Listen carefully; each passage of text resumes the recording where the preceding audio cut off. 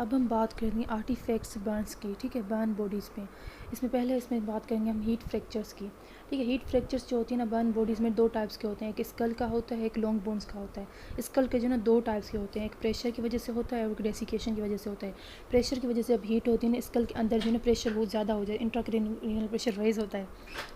अच्छा, जब ना स्कल के अंदर जो हीट की वजह से प्रेशर ज़्यादा होता है तो क्या होगा, इंट्राक्रैनियल प्रेशर रेज होगा, तो अंदर से जो है एक्सप्लोजन होगी, जैसे फ्रैक्चर्स जो होती हैं ना बोन्स के जो फ्रैक्चर्स होंगे, टुकड़े होंगे, वो बाहर की तरफ निकलेंगे, ठीक है। ऐसा लगता है किसी ने ना फोर्स लगा के किसी ने मतलब मारा हो, किसी ने हीट की हो, ठीक है।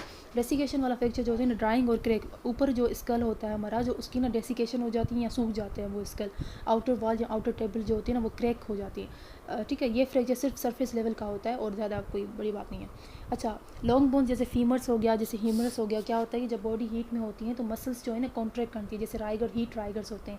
जॉइंट पर ना सीवियर बेंडिंग होती है क्योंकि ड्यू टू मसल्स कॉन्ट्रैक्शन की वजह से, इसकी वजह से बोन्स की जो एंड पर जो है ना फ्रैक्चर आते हैं। इंपॉर्टेंट ये बात है, फ्रैक्चर के अगर आसपास आपको ब्लीडिंग नज़र आ रही है या सॉफ्ट टिश्यू या नज़र आ रहे हैं, सॉफ्ट टिश्यू की इंजरी नज़र आ रही है, तो ये समझ लो कि वो एंटीमोर्टम साइन है। अगर वो नज़र नहीं आ रही तो ये समझ लो कि पोस्टमार्टम है, ठीक है।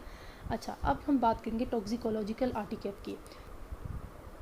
ये बात समझ लो कि जब बॉडी जलती है या फायर सीन पे होती है तो सिर्फ बॉडी ही नहीं जलती बल्कि उसके कपड़े, प्लास्टिक, जो आसपास जो फर्नीचर्स होते हैं वो भी मेल्ट होते हैं। तो इन सब में जो टॉक्सिक गैस निकलती हैं, जैसे हाइड्रोजन साइनाइड हो गया, अमोनिया हो गया, हाइड्रोजन सल्फाइड हो गया। तो कभी कभी क्या हो गया, हम फॉरेंसिक लैब में ये सारे टॉक्सिकोलॉजी ये टिश्यू जो है प्रिजर्व करते हैं और भेजते हैं वहाँ पर। वो लोग बताते हैं कि कभी कभी फॉरेंसिक लैब में इन गैसेस का ट्रेस बॉडी टिश्यू में मिलती हैं और एग्जामिनर सोचता है कि ये पॉइजन दिया गया है, लेकिन असल में ये बर्निंग सीन्स का कंटेमिनेशन होता है।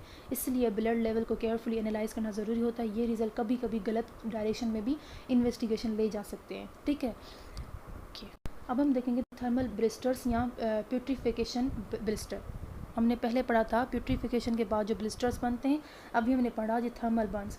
इन दोनों में क्या फ़र्क है, मीन्स कि ये एंटीमोटम हो गया या पोस्टमार्टम हो गया। अच्छा, जिंदा इंसान को अगर बर्न होता है, ब्लिस्टर होते हैं, उस ब्लिस्टर में जो है ना प्रोटीन रिच फ्लूइड होता है और इसमें अल्ब्यूमिन और क्लोराइड की जो है ना क्वांटिटी जो होती है ज़्यादा होती है और टाइट और रेड होती है ये।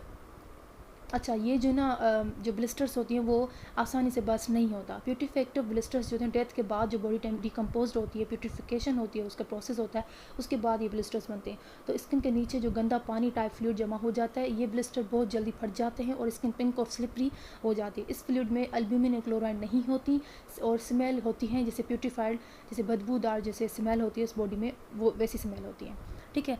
आई होप लोगों को ये समझ में आया हो।